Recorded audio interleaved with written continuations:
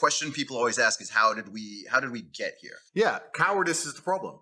The world is full of cowards. We suffer from a pandemic of cowardice. We've never suffered from any other pandemic the last 3 years. People are absolutely and utterly cowards, and they do to me what they did to me to scare people.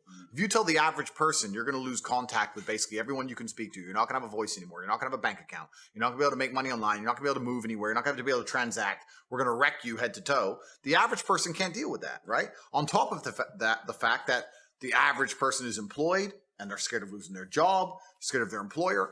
I'm in a unique situation because I'm extremely difficult to hurt. But the average person, as soon as you hurt their money, their life is over, right? And that's what we've got. We've got to a level of cowardice amongst the population where people are just going to sit there and ignore objective reality because they're scared of having this cancellation weapon used against them. So yeah, you're right.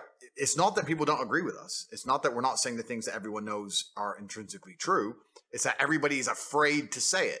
And that can only end when everybody stands up and stops agreeing and playing this game and stops being cowards. We need mass numbers of people to say, no, I'm allowed an opinion. Mm-hmm. You know what? Nigel Farage, and since UKIP ended, I don't even know about his politics nowadays. I don't even know what he's doing. But he says something that was really interesting. He was asked about who runs the world. And I guess the person was trying to set him up for a question about the elites. And he said, truthfully, I'll tell you who runs the world. We do. Because we decide how much of this crap we're going to put up with. The problem is we're putting up with too much of it. Problem is everyone's a coward. And you're right. I get the same thing. Wow, thanks for saying it. Why don't you say it? And everyone is just terrified. And it really is truly crazy because fear has always been the control mechanism of man. The worst things that have ever happened in any society or any civilization since the dawn of fucking records has been done under the name of fear. Get the population afraid. What did Goebbels say? The propaganda minister of the Third Reich. Once people are afraid, give them a common enemy. They'll do anything you want. The Nazis knew this. Everyone knows this, right? So it's a basic playbook, but I think it's also a larger issue. I think that things like making sure people are semi-depressed, making sure people are divided, making sure people are selfish, making sure people are self-obsessed. They're trying to destroy people's will to stand up and care about anyone other than themselves. And once you do that, coupling with the fact that if you start to care about others and genuinely care about the world, you'll ruin your own life. Mm-hmm. It just makes people shut up. Yeah. And it's so interesting you say that because something that is not often discussed or analyzed, one of the strangest things I've seen in the conversation around you and your meteoric rise in fame and popularity this year is not a lot of people are thinking, okay, well, for that to happen, he's got to be saying some real stuff, right? Like you don't grow by hundreds of thousands of followers per day. Like I've been following you for years, but I think at the beginning of the year, did you have maybe 500,000 Instagram followers? Yeah. And by the time they took you off, you had about 5.7, 5.8 million. Yeah.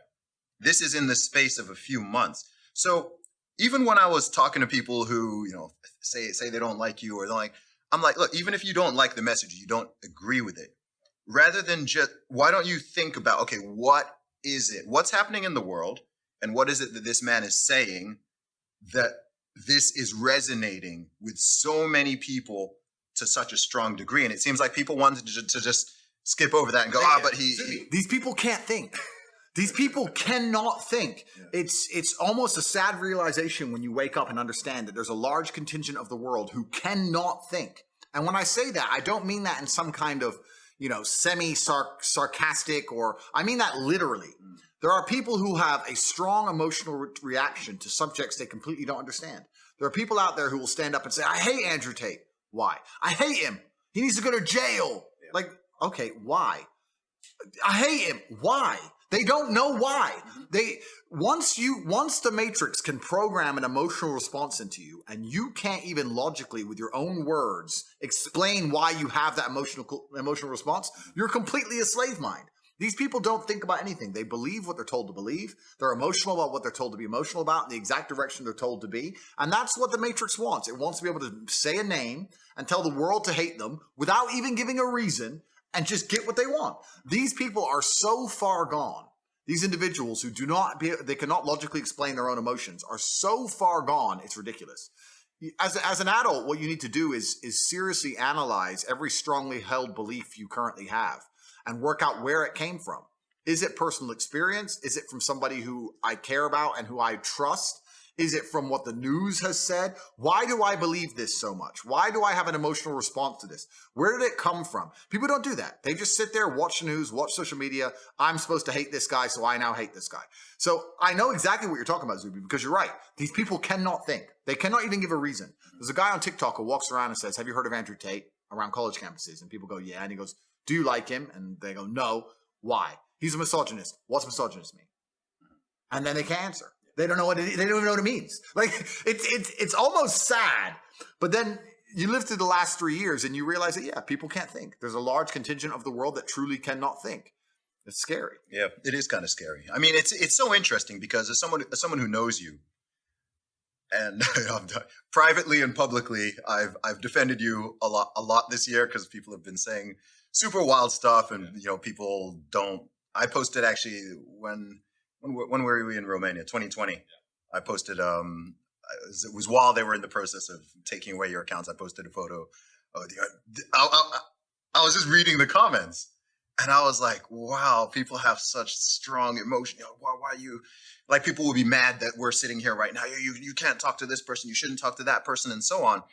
And the thing that blows my mind about it is, number one, I think I'm a pretty good judge of character. Yeah. Like, I'm a good judge of character in general. And also, I think that your overall message to me is very clearly positive. Yeah. That's the thing about it. To me, it's like, look, someone might not like this bit or that bit or disagree with that statement, but I'm like, look, overall, it's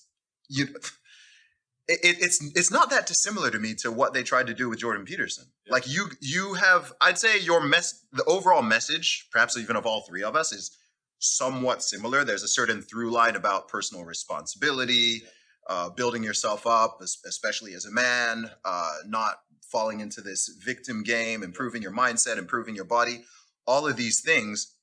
But people will just ignore all of that. They'll just ignore all the positive. They'll ignore the fact that you're helping people, motivating people, helping people. You get emails. I've had emails. Oh man, I was feeling suicidal. I was feeling this. I was feeling that. And just listening to you helped me. It motivated me, got me in the gym, and so on. And people will just gloss over all of that. Completely. And they make it out as if like all you talk about is women. Yeah. Or something. That's what's crazy. But the reason they'll gloss over all of that is because, like I said, you have to ignore your own eyes. That's what they want. When you're fully slave-minded, what I will genuinely state this as a fact. I will state this as a fact, even though I don't know it's a fact. But I would love for someone to do the study.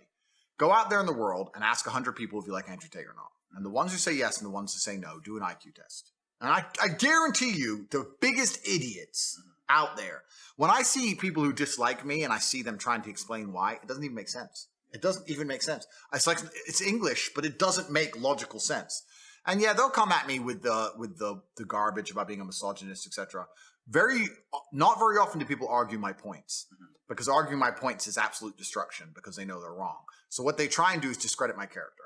They say he's a bad person, he's a misogynist, he's done this, he's done that, he's evil. But what does he say that you disagree with? What does he say that's wrong? Oh, but he's a bad person. They can't argue against my points.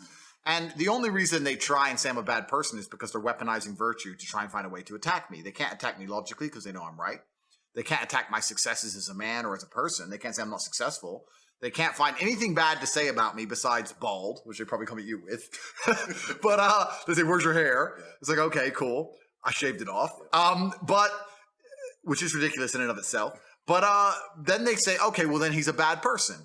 And the thing about it is, once they understand that the only way they can attack you is by saying you're a bad person, it doesn't matter that you prove them wrong. They're not interested in the truth. They're not interested in truth. You can sit and say, here's proof he's not a misogynist. Here's proof he has no criminal record, never done anything wrong. Here's proof he's a nice person. Here's proof he gives to charity. Here's the orphanage he built. Here's the dogs he rescued. Here's the millions he's given away. Here. They don't want to see it. They're just blind to it. They're like, no, I ignore my own eyes. That can't possibly be true because the media told me this guy must be bad. And they're slave-minded. And what's actually scary is that these people genuinely believe that they're the good people of Earth. And it's always completely the opposite. those who can be programmed by the media machine and the matrix to just be slave-minded and not think for themselves are the exact ones who always commit the most atrocities. These are always the people who end up doing the most heinous shit. And when you ask them why, they're like, oh, well, at the time, I just put on the gas chamber, newspaper told me to, oops. That's who these people are. So whenever I see a slave-minded person, it's not just a matter of going, oh, well, you're a dummy. I look at them with genuine disdain. I look at you and think you're actually a bad person. You're genuinely evil. You cannot think for yourself. I don't even see you as a person I ever want to get to know I'd love to deprogram you, but it's impossible. These people are genuinely the worst people on the planet. And it's kind of convenient that all the people who dislike me are the worst people on the planet. So it's fine. I don't have to talk to them anyway. But if you read any history book, read any of it, all the most heinous shit committed by humanity were people who just couldn't think for them fucking selves. Every single time.